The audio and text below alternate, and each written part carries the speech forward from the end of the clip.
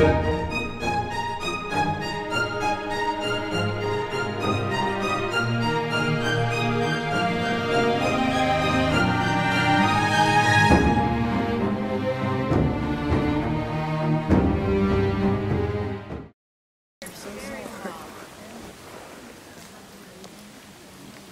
afternoon. I was just finishing up splicing some of this line, and I think I've got it done now. So,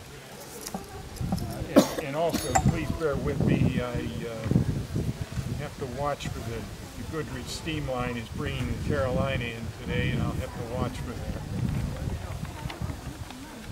My name is Henry Adolph Anderson. My family always called me by my middle name, Adolph.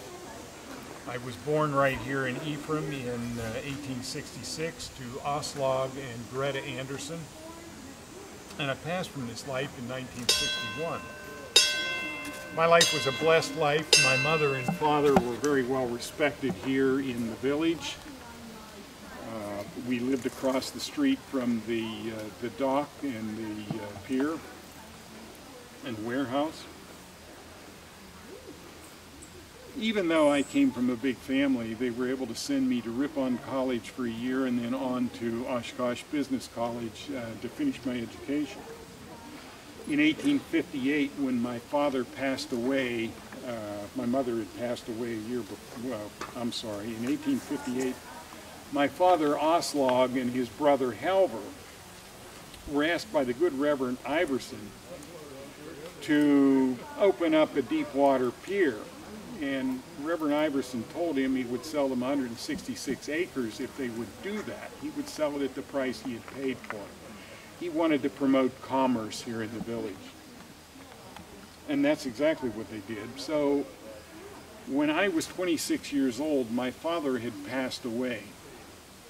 And my sisters and I took to running the Anderson store and the dock.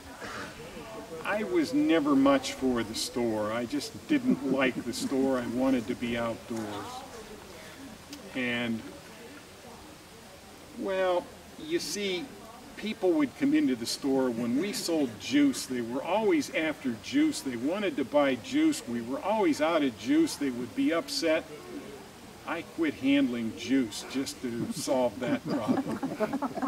And then there was a fellow come in, he wanted marshmallows one day, and I said to him, "How many boxes of marshmallows would you like?" He said, "Well, I would like 2 boxes. I said, "Okay, I can do that." And I took down 2 boxes, and he noticed that I had 1 box remaining, and he said, "I'll take all 3. I said, "No, you won't." "Why not?" I said, "Well, if I sell you all 3 boxes and somebody comes in following you wanting marshmallows, what am I to do? I can't sell you the 3 boxes." He took the 2 boxes and he was satisfied. You probably wonder how all those names got on the side of the warehouse. Well, even though we had a Morris key in the store and my sister was capable of using that to connect with the outside world, most of the knowledge we got of the outside world came with the ships coming in. And the ships would come and go, and of course back then the canal was not open, so they had to come through the treacherous and tumultuous waters of Death's Door.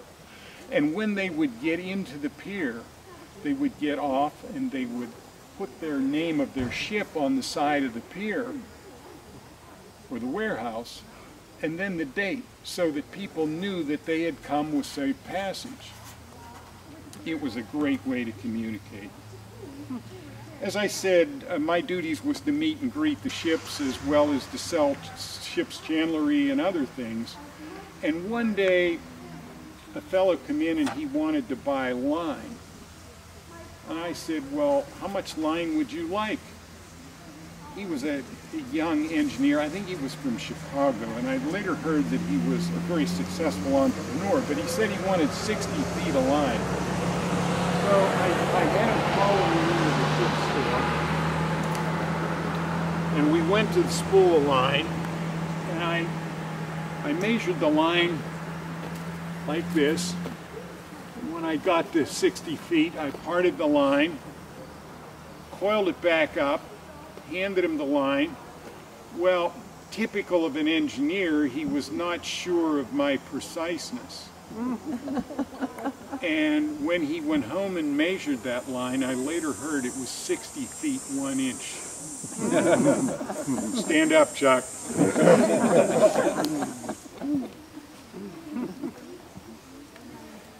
The original warehouse that my father built was destroyed by a storm. And he later rebuilt that, and in 1880 that warehouse was destroyed by fire. So you can imagine the threat of fire to a wooden pier and a wooden warehouse was always great. And one day as I was sitting splicing line on the steps, I looked around and there was smoke curling up from between the boards on the dock. So I ran down to the dock to see how this could be, only to find out that my wife's grandson had snuck under the crib and was out of my sight smoking a cigarette because he knew I disapproved of that. Well, boy, did I have some harsh words for him. The way docks were built back then was by a crib, and the cribs were built on the ice. They would then be filled with rock, and when the ice broke up in the spring, it would settle to the base of the bay, and that's how they built that. And the crib allowed for waves to pass through, so it was a good thing. But the crib was another problem later on in my life.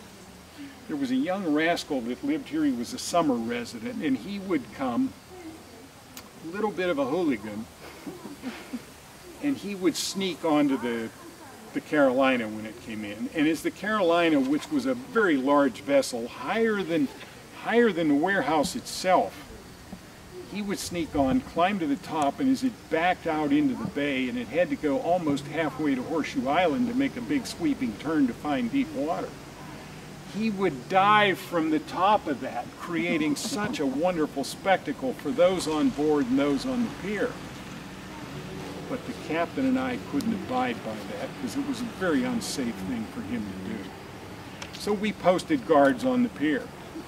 Well, he kept to the other side of the warehouse, would dive in, swim under through the crib, and get on and board on the outbound side. And again, as the ship would go out, he would dive doing this spectacle again. Well, then we came to posting guards on both sides to thwart his efforts. And to thwart our efforts, he started to board in Fish Creek. Well, again, we did the same thing. We posted guards on both sides, thinking this time now he will be unable to do this. He donned his sister's dress one day and snuck on as a girl, climbed to the top again, and one last time, he dove from the top of that. You know, there was another time, it was a cold, rainy day. As I said, I was on the dock most of my life, and I'm down there on the dock, and I wanted to go in and warm myself by that potbelly stove. And as I was heading up and got into the store, my sister, Miss Munda, said to me, "Can you watch the store for a while? I need to attend to some other duties."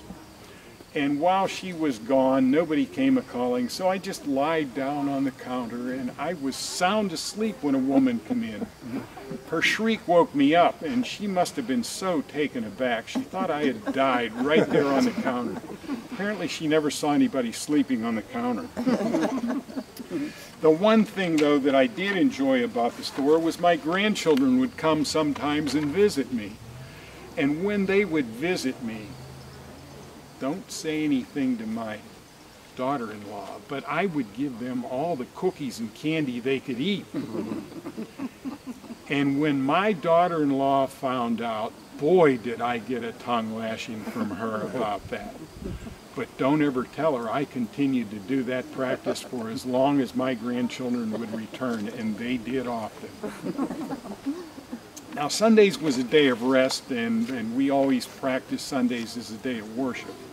And one particular Sunday, I heard at the door when I was just checking some things in the store, Well, lo and behold, there was a man there at the door, and I said, we're closed, we're not open on Sundays. He said, well, my family's over in the park and I need some bread to feed my children. I said, well, we don't sell anything, we're closed. He said, can't you help me? Well, having compassion, I gave him a loaf of bread and he wanted to pay for it. I said, I can't take that. We don't do commerce on Sundays. If you wish to pay me for that, you'll have to come back on Monday. And he did. One of the other traits that I had was very large ears, and I was able to wiggle one ear or the other ear or both ears. And on Sundays, we used to go to the meeting house right here in Ephraim at the Moravian Church. And as I would sit there, I would always, before I would seat myself, I would always look for a spot where there was children. And I would sit in front of those children, and at the right point, usually during a long and dry sermon, I'd wiggle the right one, I'd wiggle the left one, and I'd wiggle both until those children would just break out in squeals and laughter. The minister usually couldn't get the sermon back on track and would just have to give it up. So it was not such a bad thing. It was often said I was the most eligible bachelor in Ephraim, and I did not have much interest in marrying. I was too busy managing the dock and other things. But in 1906, I married Matilda Valentine. That was Edward Valentine's wife. Edward was the sea captain. He had died at an early age. And Tilly and I had always had much to talk about and enjoyed one another's company, so we were married. And she had a 9-year-old son, Everett. We later had our own son, Adolph, Henry Adolph II, and we adopted a daughter, Margaret Louise, in 1915. Well, we were kind of a modern family because Tilly and I built the Anderson Hotel, and I didn't have much interest in running the hotel. I just wanted to be on the dock. She ran the hotel. I would continue to run the dock and help with the store. And it's good Tilly was not a jealous type, because my sisters continued to wash and iron my shirts, and Tilly just never seemed to mind that, so it was a pretty good thing. But one of the happiest days in my life was certainly when my son and daughter-in-law took over running the Anderson Hotel. They were both very talented musicians and went on to entertain and greet people at the hotel for many years to come. During my last year, I lived in the country house, which today we would probably call a nursing home, and I died when I was 94 years old in 1961. Thank you all for coming. If you'd like to hear more stories, please visit the museum, the school, or the store and here in Ephraim. Thank you again. This gentleman is really the one that measures the line. True story. Thank you, Chuck, for that.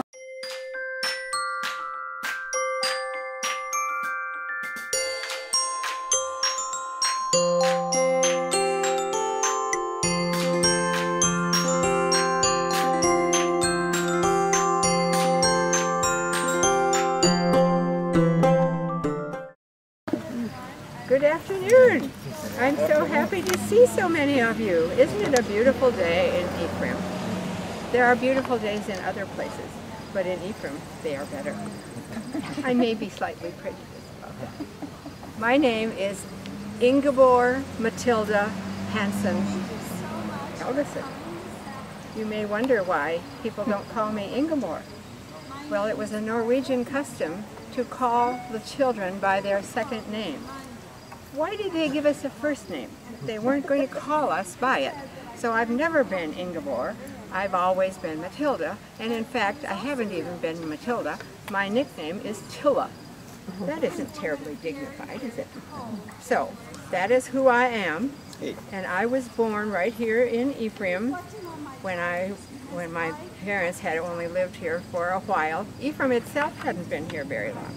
Ephraim was founded in 1853 And I was born in 1865, so there you go. Ephraim was a small village. It still is a small village. It's probably the best village I know about. And I think you should all say, hear, hear. Hear, hear. Well, when I was growing up, I was aware that there was a young man about 2 years older than I by the name of Ephraim Helgeson. And he was quite a debonair young man. We hit it off quite nicely, and he asked me to marry him, which I was only too happy to do. And after that, I did not know that I was going to become the mother of 8 children, 4 boys and 4 girls. Oh my goodness, weren't we busy? We did have a sadness. When my oldest boy was about 9, he went skating and the ice wasn't strong enough. He fell through the ice and drowned. Oh my word, that is something for any family to try to get over. To have a child lost to you is just the most dreadful thing. It was a very black time in our family, but our children helped us to get past it, and they all became even closer to us. And wasn't that nice? A nice way to resolve that. If you look right behind me, the sun is just shining on a little grave with a lamb on the top, and that is my boy's grave. Myself and the rest of the family are buried over here where that large stone says Helgeson. Not everybody in the family is buried here, but I am, and since I'm the one talking to you today, that's the important part. We had a great family life, but when my husband was 43 and I was 41, we decided that working for somebody else wasn't what we wanted to do forever. My husband had been working at what used to be Peter Peterson's store, became Jim Hanson's store, and he worked there for 20 years. Jim Hanson was my uncle, so it made it nice for me to be able to see Elias easily. Well, the piece of land immediately to the south of the store was vacant. And in 1901, a man named Mr. Olson purchased it, and he built a hotel. It was rather small. He called it the Bayview Hotel, and he only owned it for 3 years. And then he sold it to a man from Illinois named his name was Mr. J, and he was from Plano, Illinois. He only owned it for 2 years. So in 1906, it came on the market again. It was a pretty new hotel, rather small, 2 stories, and really about the size of a large house. So Elias said to me, "What do you think if we become hotel keepers?" I said, "Well, I've been keeping a house for us, and we have 8 children. I think we could do it." So we went ahead and bought it. We changed the name right away. We changed it to the Edgewater Lodge, and they still call it something similar to that today. So in 1906, I became the chief cook. I don't know if I would have said, "Yes, let's buy it," if I had known that that was going to happen. We eventually enlarged. We put up another story, and we elongated the building so we could handle between 60 and 100 people. You haven't lived until you have cooked for 100 people for a whole summer. You know, you don't just have to cook one dinner like you do when you have a dinner party in your house. They want breakfast too, can you imagine? Breakfast, lunch, and dinner, day after day after day. Oh my goodness, that was a lot of work. But I did it. And Elias helped with everything he could except with the kitchen. He did a lot of the other things. And as our children grew up, they also began to work for us. Our oldest daughter, Lillian, was a wonderful pastry cook. So she became our pastry chef. And oh my goodness, everybody raved about the desserts. Well, unfortunately for us, she decided to build her own little tea room. So we lost her. So we had to hire a local woman who turned out to be just wonderful also. So we were very lucky about that. Our second daughter, Grace, came every summer with her son, and she ran the office for us. Our third daughter, Pearl, was married to Sam Helgeson. Her grave is right in front of Helgeson. It says Sam and Pearl. Pearl ran the dining room. Now, you may not think that's a big job. Why don't you try it? It's a lot of work. When you have so many people coming for 3 meals a day, there are all little squabbles that happen. Somebody says, I don't care to sit with that person, and we have to solve all these little problems. And Pearl was quiet and soft-spoken, and that was the perfect temperament, because nobody could upset her. She didn't allow herself to be upset. Good for her. Then our fourth daughter never married, and she worked in Chicago, and it was for a pottery making concern. She too came every summer, and she was our bookkeeper. I don't know how they all were able to get out of their jobs and come to Ephraim for the summer, but they seemed to be able to do it. Finally, our youngest daughter, Elsie, decided that she would move up here permanently, and we were really glad. It was just wonderful to have her here all the time. And as a goodbye gift, the company she worked for, which made pottery, sent her an enormous set of pottery. Huge boxes and boxes and boxes full of pottery, matching. We used them in the hotel. It was quite convenient. And our only son who worked for us was Guy. The other 2 boys decided to do other things, one of whom moved to Florida. He married a Thorpe girl from Fish Creek, and they started a hotel in Florida. I'll tell you a little more about that later. But Guy was our go-to guy. He was a jack of all trades. He could do anything, and you pretty much have to. If you've all owned homes, you know there are things to do all the time. Well, just multiply that by 10. You have more troubles than you would ever imagine in a hotel, which apparently is running smoothly with no trouble at any time. So, Guy had to take care of all of the yard work. By the way, did I tell you we changed the name to the Edgewater Lodge? And downtown, the street, which is currently paved and didn't use, that was the end of the yard. So the Edgewater Lodge just had a little bitty yard, but we owned the property across the street. So our front yard was really on the water, and it was a pretty little area that had a scoop to it, and we had a little stream running through it with a very tall bridge, about this tall. Went from here to here, sharp incline. The children of the whole village loved to run up and over that bridge. Nobody ever fell down that I'm aware of. They had such a good time. After a while, I realized that I was getting a little old to be the cook for all those people. So we decided that we would go for the winter to my son's hotel. And when I got there, we found out that he had a cook named Cedric, who was really wonderful, but he, of course, had no job in the summer. So we thought, well, I wonder if Cedric would like to come to Ephraim for the summer. Cedric said yes, and he and his wife came together as a package, and she was one of our housekeepers. And the fun thing about this is that Cedric was black, and Ephraim hadn't seen very many black people, maybe none. So we felt real good about the fact that we could bring this fantastic cook.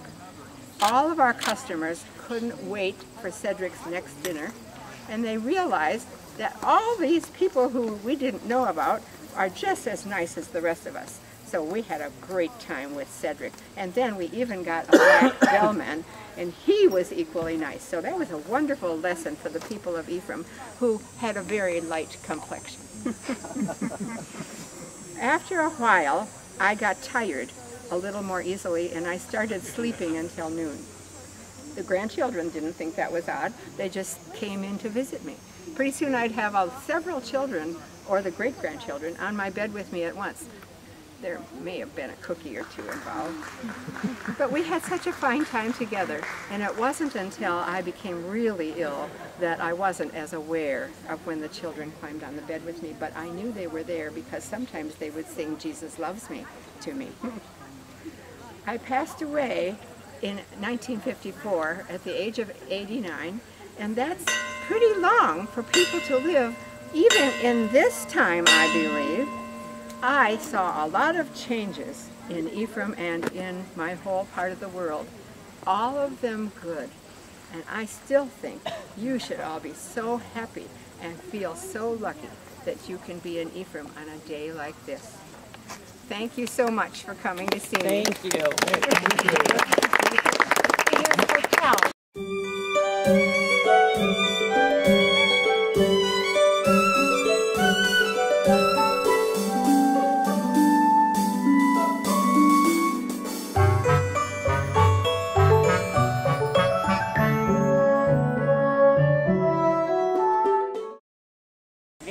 Very happy to introduce you to Schalla, and I pronounced it wrong. Right, that's all right. I sit next to her in church, and darn it, I should know that.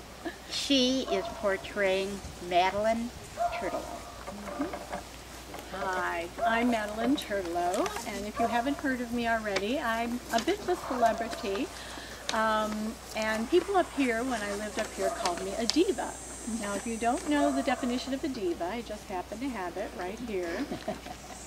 It's a woman who exudes great style and personality with confidence, who expresses their own style and doesn't let others influence who they are or want to be, and whose character makes them stand out from the rest.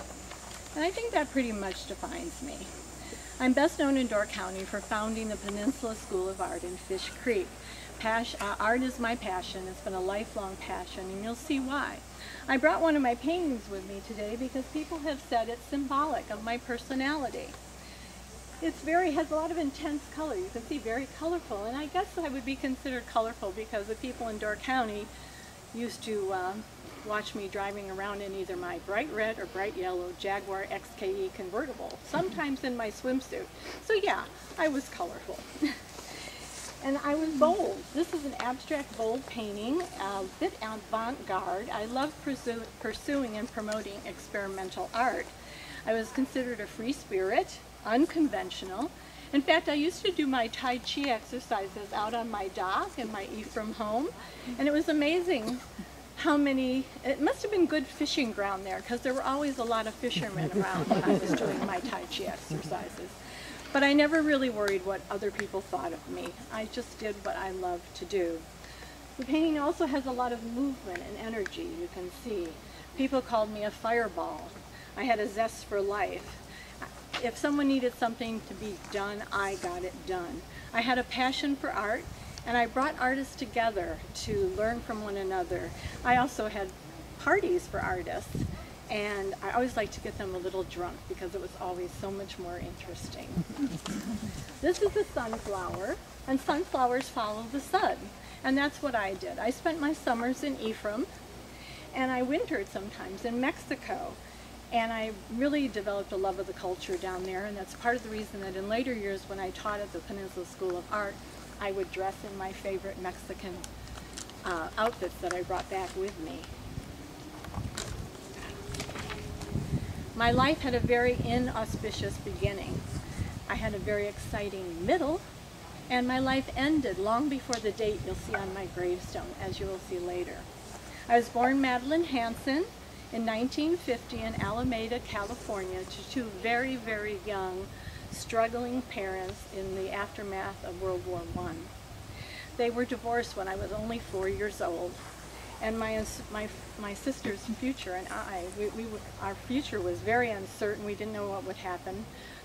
But we were very fortunate that my father had a sister who I was named after, Madeline, and she married Chester Tripp, who was a very wealthy man from oil patents. He had the patent for how to take oil out of shale.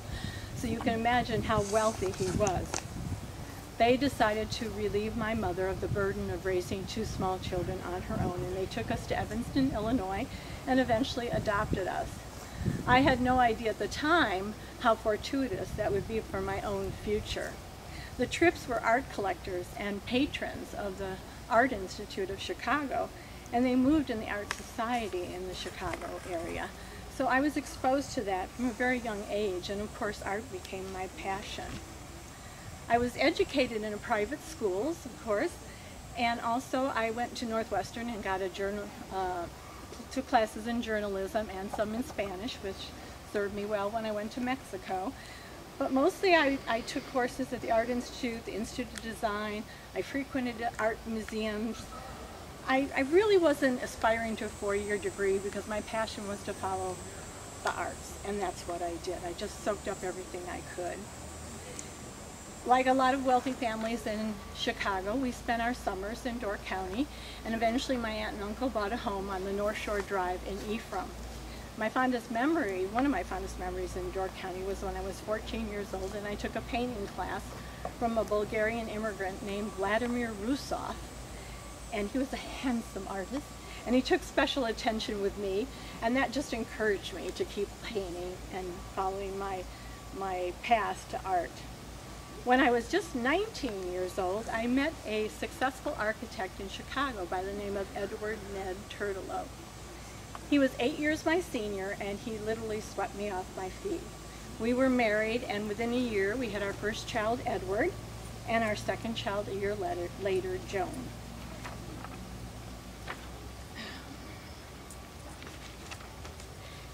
As was usual at that time, I would bring the children up here to Door County, and he would stay in Chicago to work on his architectural business. But in the winters, I still found time to work in an art gallery in Chicago, exhibit some of my paintings, and I also played piano at a club on Rush Street for a while, with my children under the piano when I couldn't find a babysitter. In later years, my piano playing got a little famous too. People would say I played a really mean honky-tonk at the parties I would throw. I also wrote an art column for a Chicago newspaper for a while, but I quit because I really got tired of writing about so much bad art. So, in the 1940s, my family decided to offer scholarships to Chicago Art Institute students to spend their summers here in Ephraim painting. And that's when the seed got planted in my mind of starting a school for artists up here, a permanent school. The first school we started was for children, which was in the gas station shed across from the Anderson store on Anderson Dock. And the children would get to hang their paintings at Wilson's ice cream shop. The school then grew larger to include adults too, and we moved to a house behind Anderson Hotel, and then eventually into the Gibraltar High School basement. When I was 32 years old, my life took another turn. On a trip to Mexico on vacation, I happened across a film crew filming a movie about John Steinbeck's novella, The Pearl. So I got to meet John Steinbeck, and being that I was a flirtatious, attractive young woman, I convinced him to let me shadow him while they were producing the movie. It was my passion from then on. For the next 25 years, I made 16 art films, documentaries, biographies about artists, and also nature films, mostly filmed in Mexico or Door County. I learned how to photograph and film them, script them, directed them, edited them, and even composed the music on some and starred in one of them.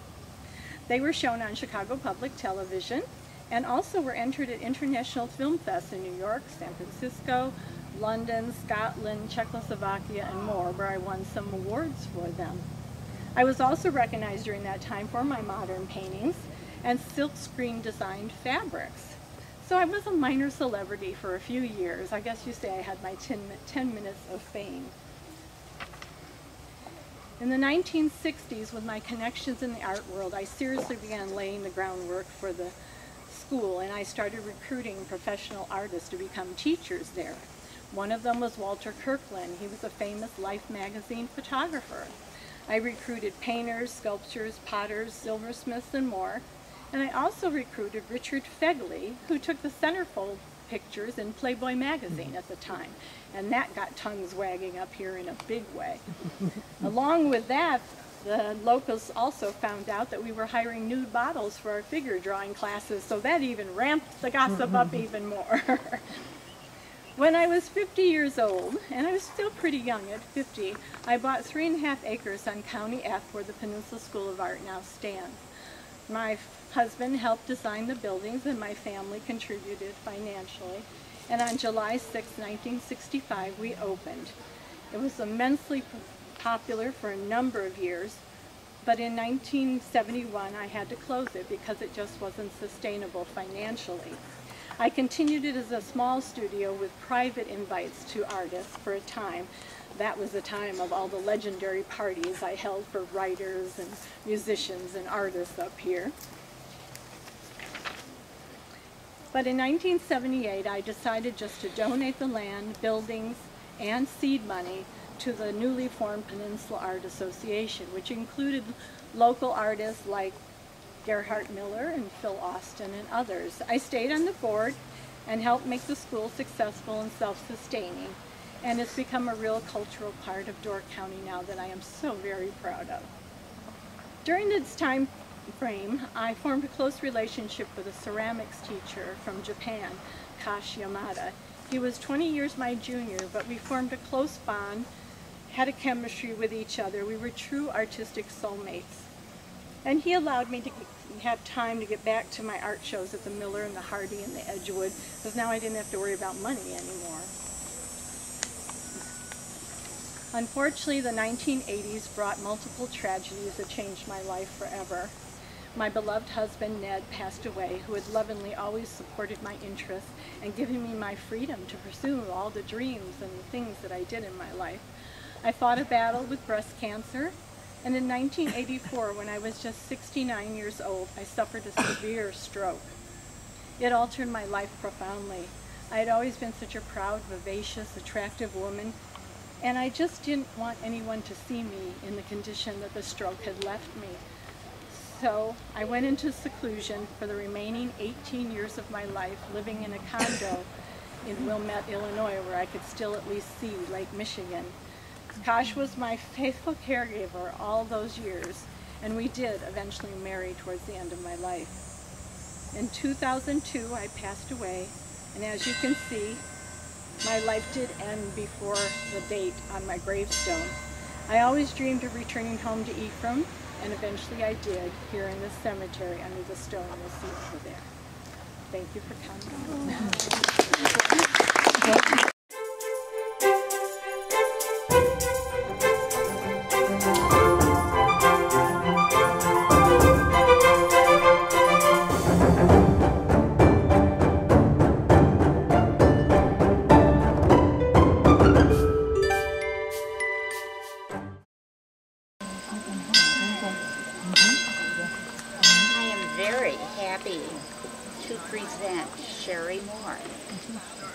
She is portraying Munda Anderson.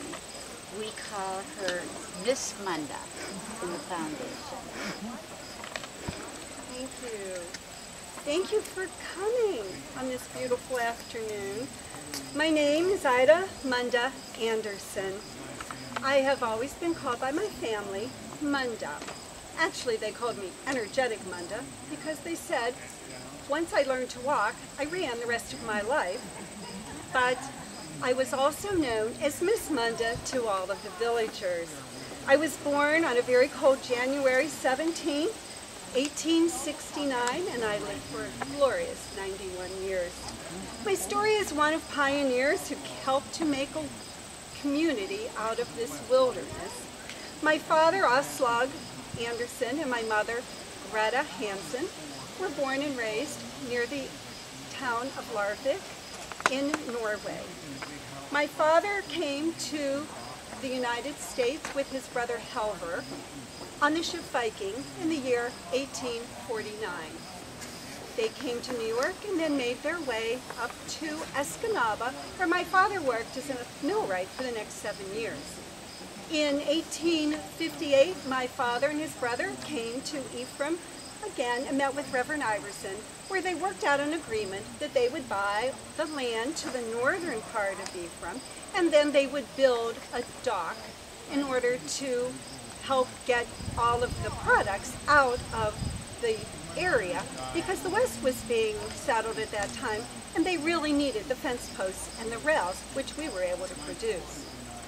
He also built the store, the Anderson store, and that was wonderful for the village because then they were able to come and buy all of the supplies that they needed. In 1861, my father, Aslog, was 32, and he married my mother, Greta, who was only 17. Between the two of them, they had 13 children, 10 which grew to adulthood. My mother's sister, Nettie, married my father's brother, Halver, and they had 12 children, 9 who survived to adulthood. So between the two families, they had 25 children. That's a lot of Andersons. They worked together to build a home for the two couples where they lived for the first couple years, but as the children started coming, they needed to each have their own homestead. In the 1870s, when Father began to prosper, he built the house at the corner of Anderson. At first, he only built the northern part of the house, which had 2 bedrooms and a great room and a lean-to kitchen, but then, 7 years later, he built the southern part of the house. Well, the problem was the 2 parts of the house weren't connected. And in the winter, the wolves would come down there and howl and scare us all to death. So we were very happy when he finally decided to connect the 2 parts of the house. Our life was one of much work, family time, devotion, and studying. Father was a big believer in education, and we all attended the one-room schoolhouse. In fact, he even had the teacher live with us for quite some time when we were young, so that we would learn English before we went to school. He also was a big believer in higher education. My 2 older sisters went to the Moravian Seminary School in Hope, Indiana. My brother went to Ripon College and then on to Oshkosh Business School. And I wanted to be a dressmaker. And so I went to dressmaking school. I had quite a flair for fashion. I was able to design clothing with quite lovely patterns, which I also would design myself. My mother, Greta, died in 1890 at the age of 46. She was quite young, but after bearing all those children and living in this wilderness, it took a toll on her. And so at the age of 21, that left me in charge of the family and home for the next 69 years. Olive was called home from her teaching position in northern Door County by our father to help me with caring for the family and the home. And that's what children did in those days. Father died less than 2 years later. He actually died of throat cancer, but we always said he died of a broken heart. Our family was so busy with so many of us and visitors that the weeks would go by so quickly. On Monday, we would do the laundry. I was always up at 4:30. I would have as many as 28 sheets out on the line by the time everyone else got up for breakfast. The rest of the day, I would bring them in and out. I would fold them, damp them in preparation for the next day whenever we would do the mangling and the ironing. Wednesdays, we took care of the home. Thursdays, we went calling. And Fridays and Saturdays, we cleaned once again. I even have written here that on one given day, we might clean the floors, the windows, beat the rugs. We would clean all of the stovepipes, bring the wood in from the shed, pile it in the basement, take out the ashes, burn the rubbish, and haul the sawdust for the ice. In the spring, we would whitewash the cellar and paint all of the rooms once again. I love sewing, but I really didn't get to it very often. I didn't have time for making my lovely dresses, although I do remember on my 16th birthday, I made a beautiful dress that I wore again on my 80th birthday. And you can see it at the Anderson store. It's very lovely and patterned very much like this one. I also remember making a blue and white gingham dress, because blue was always my favorite color, that I wore quite often. I also remember making curtains with blue polka dots for the bathroom because I felt like they really needed to be freshened.